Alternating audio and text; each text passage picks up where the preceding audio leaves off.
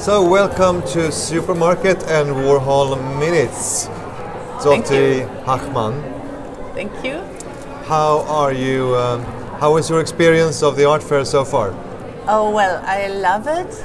Really, I haven't been to all around, but I have been to around like 10 booths, I think. And Yes. when I go, I always dive very deep, so it takes a lot good. of time for me to see one booth. But this year also, I think there's a lot of high quality art. Mm-hmm. Yeah, it's perfect. Yeah, but Insel Gallery, which you are representing, has been here at Supermarket before, haven't you? Well, I personally have been here at least 7 times. Seven I think. times. Okay. In the beginning with a collective called Mikrowesten, we were Right. nomadic. Yes, I remember. Then with Top, this is an artist initiative. And we had over the years a space in Berlin, but also in between we didn't have a space. We did a lot of international projects also, and I was in the network with Andreas Ribbung and a lot of other European partners, Latvia, Denmark, Sweden, Norway, Spain, Marcos, for example, from Cineo. So a lot of activities we did to highlight the artist-run art scene Europe-wide. Yes. And this year, as you asked for Insel Gallery, I'm artist at the gallery since 2 years now, and they are promoting female art and transgender. So they try to push the good female artists to get them a bigger stage also in Berlin, but I mean it's still the case in worldwide. yes. I think Yes. that female have to get a little bit more power. And would you say that your art is promoting transgender and female art as well? Well, transgender I think not so much, because I work a lot of my perspective, and I have a normal family, like let's You say. don't have the experience. Yes, but I work with the topic of family since I got pregnant the first time. It was like an initiation to me. I put myself and my family in front of the camera. Before I was doing a lot of animations, and in the end it was already the same topic about partnership, about family, about close social connections. And I think the family is the very political, society-wise, because it's the first like cell in a society, like building a family. I mean, nowadays it's a bit difficult because there's only the small family. In former days, they were also bringing up children in groups or something. So that's also very interesting, social-wise. And how does that fit in with the gallery? If the gallery has a HBTQ. This is profile. one aspect, you know. Yeah. We invited LGBTQ on top because they also have to have more visibility and more strengths. Yeah. But actually, the first case is more the focus on the female, because Yes. that's what happened when they started the gallery 30 years ago. Actually, it was 30 years old. The yes, gallery. it was a Fantastic. former GDR female artist, and when the wall came down, they suddenly had the issue as female that they didn't get so much attention than their men colleagues in artists. I was just going to complete the question with but in DDR, do you think there was a feminine movement that has been positive for the unification of Germany? Do you think was there something in DDR That's a hard question. I hope so. I hope so. I cannot really tell. No. But you have members who grew up in both DDR and GDR? Yes, in the gallery Yeah. we have. I think it was just very brave people that went to the streets, and a lot of came also from the church movement and from artists and cultural people that just felt very narrow and wanted to have their freedom. And I really appreciate this, like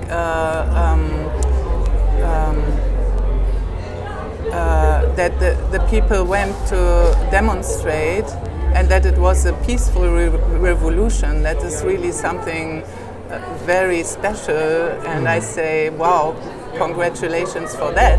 Yeah. But for the rest of the growing together of the former GDR and the Western Germany, that was a little bit sad, because somehow the bigger brother took over Sure. the smaller sister, you can say like that, and this is, I think it's a pity. It should have gone much slower, with much more round tables to discuss what was good in the GDR system, Sure. what was good. That's what I mean. Yeah. And this is Still working on it that today, aren't you? yeah. Finding a balance. But let's go back to you, Yes, please. to your art. I'd like to know when you had your feminist awakening, or when you started moving more into the feminine agenda. When Well, was that? I don't have this very like feminist. I have to fight or thing for my being feminine or so. I just think that there is a certain perspective of art from a feminist side and from a masculine side, and there is some really, really strong artworks in feminine art, which could be also weaving or cooking, like Rosemarie Trockel or so on. Yeah. And in the past, there were sometimes this like, oh, this is only household art, and I think that's not the truth, because the truth is that artists should work from their own universe, from their own perspective. That's what makes them free and special in this society. They create out of themselves. So in my way, I really love to create out of myself. And as I told you, at first I did animations, Yes. and they already were about how a man meets a woman, or like partnership, like social engagement and so on. And then I got pregnant, and it was really like an initiation. It had to head like this, that I get in front of the camera with my pregnant belly, and from then on it was just logical that I would go on, get inspiration over all the years from observing the children, observing what happens in my family. It's in one way it's a very individual or egoistic way, because I only see my narrow family, but I talk about topics that touch and that everyone has to do with. Like now I'm doing a movie with my mother who turned 88.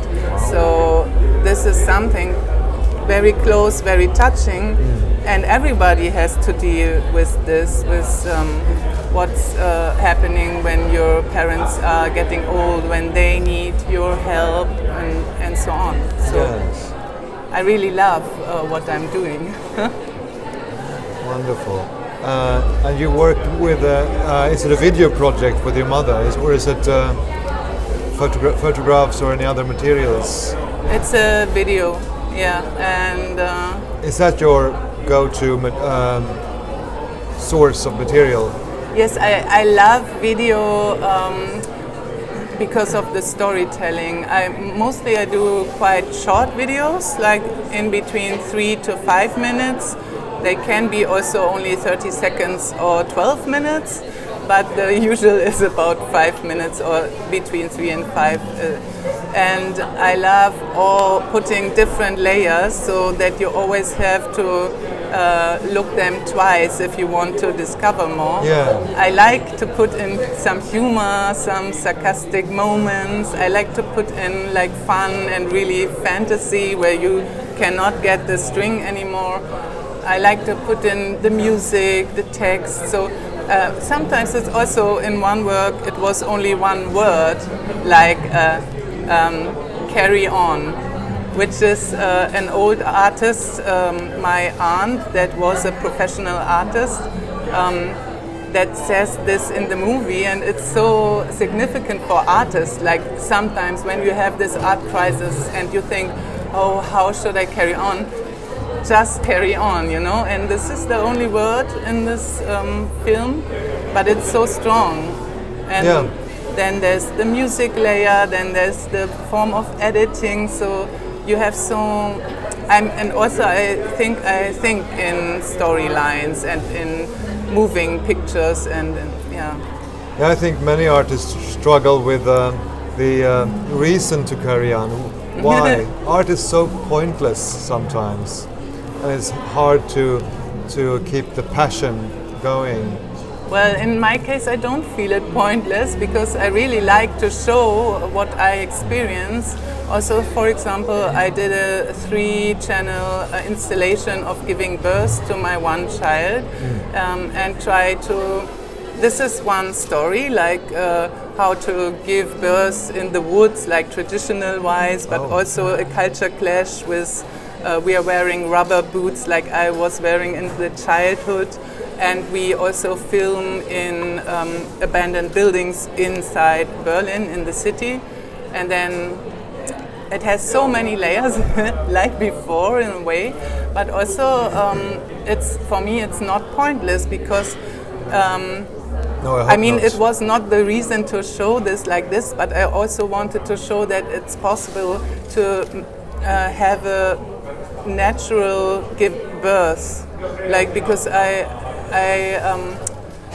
I think that in hospitals sometimes women are forced, like it has to be fast, you know, you only have an amount of time because it costs money and so on.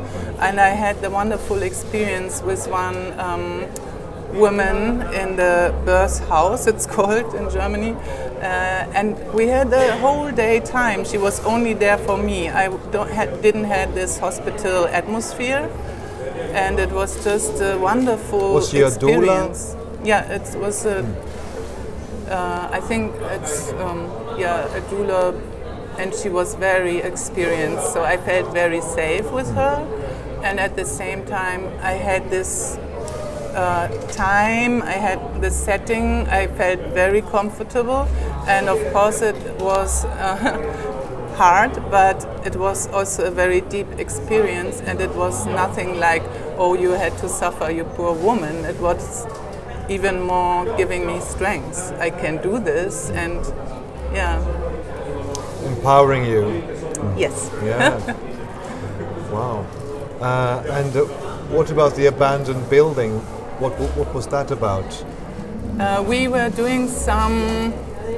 Like the main, it's like a 3-channel installation, and the main film is giving the birth, and the 2 videos aside are like ceremonial acts for preparing the birth in a way. So in one we were picking up stones, and then there was this abandoned building, and in the middle it was like a free space, like an open air stage it looked like. So we made a circle of the stones, and it was funny because it was me, my husband, and the younger brother who was then 3.5. So he was also picking the stones, and a lot was always, I observed what he likes. So he at that time liked to pick sticks, liked to pick stones. So I always included this in the movies, and then we were dancing around the stones with some string, like colorful strings, like making strange movement, and then I had a musician who was doing the music experimental with weird instruments on that. So he was watching the movie and was doing the music for that. It's a really wonderful work. So And this building now doesn't exist anymore. Now there's a whole apartment. Okay, so it's been transitioned to. Oh, wait a minute. It is existing, but the stage, it is renovated and there is houses inside. Sorry, but all around there was only field then, only sandy fields. Okay. They don't exist anymore. There's always all over apartment houses now. Yeah, I remember when Potsdam was a bit like that, wasn't it? Yeah, Very and Berlin open. as well. There were a lot of I free mean Potsdamer spaces. Platz. Yeah. This as well, yes. Yes. The video about your mother, what is the approach to that? Is it conversational or is it ritual? Oh, this is more conversational. I have it so much already in my head. Like we would wear like a beige color, which is in Germany very typical for old people. They always go in beige. Okay. So we would both have something in beige, and on this there's like another textile which is very colorful, and we would take scissors and take this textile and cut it. Yes. And then there will be a hole, and underneath there is red. Like my red color would be a little bit more bright, and my mother's red color is a little bit more like rusty color, you know. And and always when you cut this, you ask a question to the other one, which you always wanted to ask or which you never talked about. So when I think about that, I already, oops, that was the microphone. That's fine. That's fine. That wasn't you. Okay. I already feel very emotional. So I think I will prepare my questions for sure. I know my mother will not. Oh, this is in process. You haven't finished it. Okay. I will do it still. Wow. So I don't talk more about it. I want to see it first. Yeah. So that's your next project. Yes. Yes. And what was your art like when you were in Kassel at the Art Academy? I started with painting because I wanted to become a painter. Sure. Then pretty soon I started with photography, did the whole laboratorial process with the Barit paper and so on. I really loved that as well. I did the both then. Then I realized I cannot do all, and around 2000, I think it was 99 or something, I discovered new media and animation, and then I stopped the painting. I had a year in Valencia, an exchange year, and I think from then on I never painted again. Oh. Because I really went into new media and photography and film. I also did some interactive works for my graduation, for example. And this was also shown worldwide. This was like really like everywhere. It was pictographic animations with pictographic signs, and I really loved them. The same way I love now to work with the family, you know, that's the passion about it, you know. Sure. You dive so deep. I was like scanning pictographic signs in every country, what is the difference, and then sometimes you find so weird pictograms, you know. And I was animating them, and the thing which was so interesting to me is to give this very neutral signs a personality and a feeling. So in a way, when I turned from this animation to what I'm doing now, filming myself, and very personal and private thing. In the beginning I thought, oh, that's strange, such a cut. But in the end, with the pictograms, in the end they got pregnant, you know, they built a family, and I didn't had enough more language, like visual language, to be more intimate. That was really interesting. So now I can really see the process and why it happened. Because in the beginning, as I told you, when I got pregnant, I had this initiation to put myself in front of the camera. I was like, that's weird. That's such so private. Yeah, and such a big cut between this animation and the thing I'm doing right now. But now I can see that had to be that direction. Yeah. Also, I mean, I work with the family and in a broader context. I mean, as I told you, I also worked about my ancestor who was a painter, for example. So I always, and also family, it's a very interesting question how you define family, because for me family also means I pick my family myself. So I am not the one that lives family like, I have this aunt, I have to go to her on Christmas because it's family. Yeah. If I don't like my blood family, I'm more to pick my own family. Yeah, those and who you I feel think, are close to you. Yeah, and I think that's also interesting about speaking about family or thinking about the philosophical attempt of everyone. What is family for you? Yeah. Well, wonderful. Thank I you have so a lot much. to say, you Yeah. see. We could have also talked, I guess, some I suppose we hours could. or days more, but I hope I could contribute to your project. Thank you very much. Welcome.